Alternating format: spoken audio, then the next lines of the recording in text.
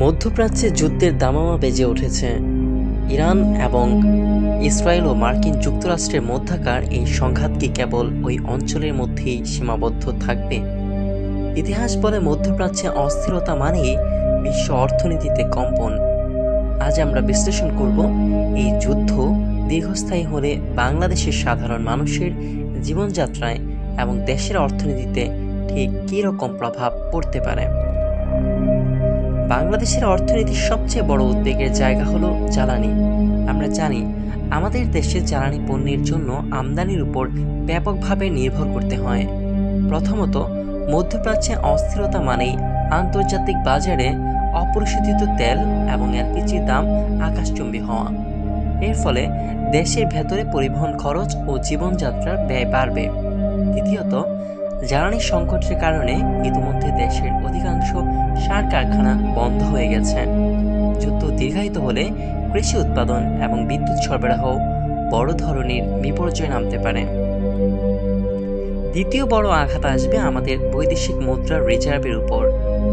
এক, জ্বালানি আমদানিতে বাড়তি ডলার খরচ করতে গিয়ে রিজার্ভের উপর তীব্র চাপ সৃষ্টি হবে।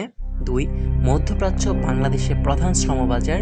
যুদ্ধ পরিস্থিতির কারণে যদি সেখানে নতুন শ্রমিক নিয়োগ থমকে যায় বা প্রবাসীরা ক্ষতিগ্রস্ত হন, তবে আমাদের রেমিটেন্স প্রবাহ মারাত্মকভাবে কমে যেতে পারে, যা দেশের সামষ্টিক অর্থনীতিকে স্থিতিশীলতার হুমকির মুখে ফেলবে।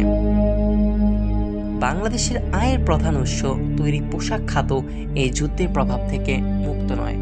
যুদ্ধের ফলে ইউরোপ ও আমেরিকার বাজারে ভোক্তাদের ক্রয় ক্ষমতা কমে যাবে, ফলে আমাদের পোশাকের চাহিদা কমতে পারে।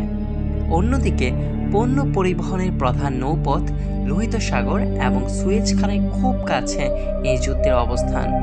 যদি জাহাজগুলোকে বিকল্প এবং দীর্ঘ পথ ব্যবহার করতে হয়, তবে পণ্য পৌঁছতে সময় বেশি লাগবে এবং পরিবহন খরচ বহুগুণ বেড়ে যাবে। এর ফলে আন্তর্জাতিক বাজারে আমাদের প্রতিযোগিতামূলক সক্ষমতা কমে যাবে।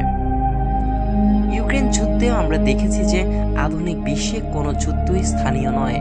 মধ্যপ্রাচ্যের এই অস্থিতিশীলতা যদি দীর্ঘমেয়াদী হয়, তবে বাংলাদেশের জ্বালানি নিরাপত্তা, রপ্তানি এবং বৈদেশিক মুদ্রা এই তিনটি ভিত্তিই বড় চ্যালেঞ্জের মুখে পড়বে। সরকারি নীতি নির্ধারক ও ব্যবসায়ীদের এখনই বিকল্প পরিকল্পনা এবং বাজার খোঁজা প্রয়োজন। আপনার কি মনে হয় এই সংকট মোকাবিলায় আমাদের প্রস্তুতি কেমন হওয়া উচিত? কমেন্ট করে আপনার মন্তব্য জানান। ভিডিওটি ভালো লাগলে শেয়ার করুন।